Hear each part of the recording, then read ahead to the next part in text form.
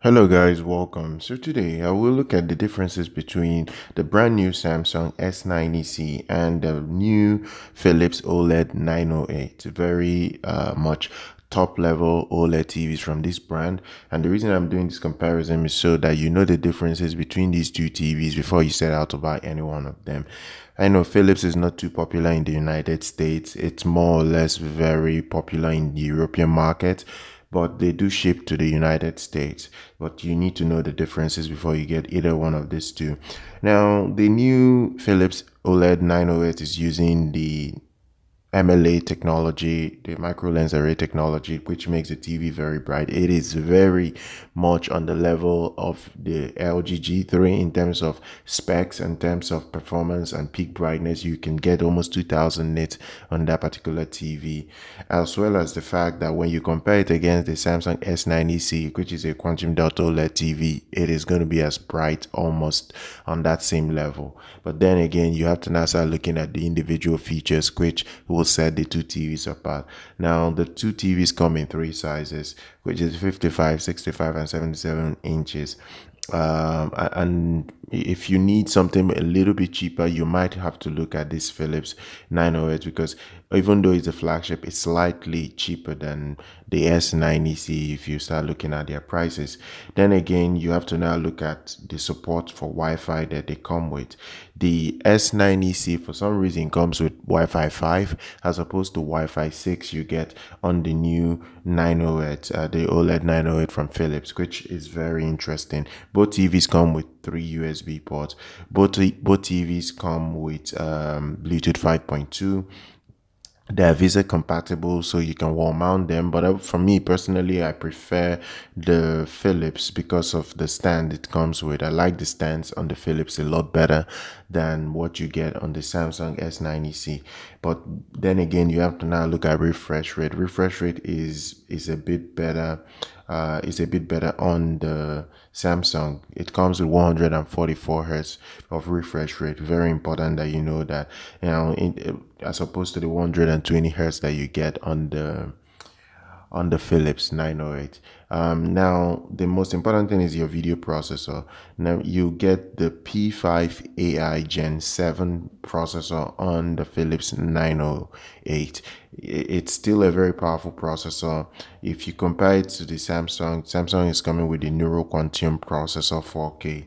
Now, both TVs have support for actually, on the Samsung you get 4 HDMI 2.1 ports, but when you look at the Philips, only 2 of the HDMI has 2.1 port 2.1 specification out of the 4 ports. But the other 2 will have ERC support, and you should still be able to play Dolby Vision Gaming. Dolby Vision Gaming support is available on the Philips 908, so you can game at 4K 120 Hz on the Philips. You're not going to get that support on the Samsung S90C, so it's very critical you know these differences before you set out to buy any of these two TVs.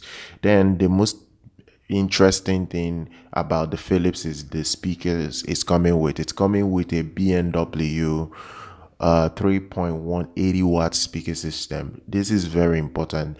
Most people do not really think about speakers that come in their TV before they buy their TV. So it's very critical you know that the Philips is a lot better than the Samsung in the speaker department. So if you need your TV to have very good speaker performance, I suggest you get yourself the Philips 908. It's very important you do so. Now, the other thing again you will look at is Dolby Atmos support. Dolby Atmos support is on both TVs.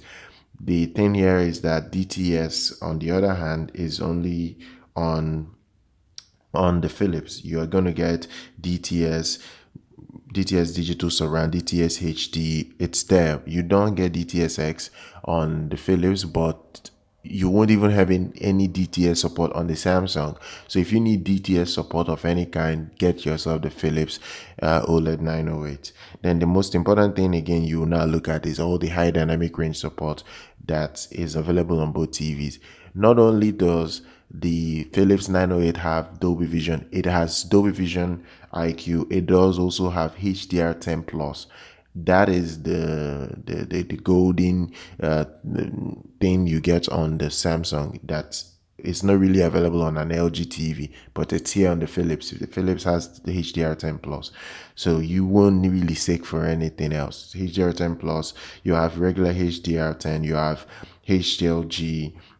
It's very important, and you get Google TV. You get Google TV on the Philips, and you're gonna get the Media Pentonic 1000 chipset. It is very, very important that you look at the Philips 908 because of the processing power that it's coming with, and it makes a lot of sense when you look at its features. It has every other support like Chromecast. The only thing it lacks is Apple AirPlay 2 and HomeKit. You won't get that support, but even that, I really don't think you're gonna lack much. You only get Tizen 7.0 on the Samsung. Its processor is not as good as the Philips, and another thing again is that you don't get Chromecast support. You don't even get HomeKit support on the Samsung S90C. So all in all, I would say I prefer slightly or lean towards the Philips because you get a good speaker setup with the TV. It is well priced and it's a better value TV overall. Do subscribe to the channel. Do like our content. I'll see you guys very much next time.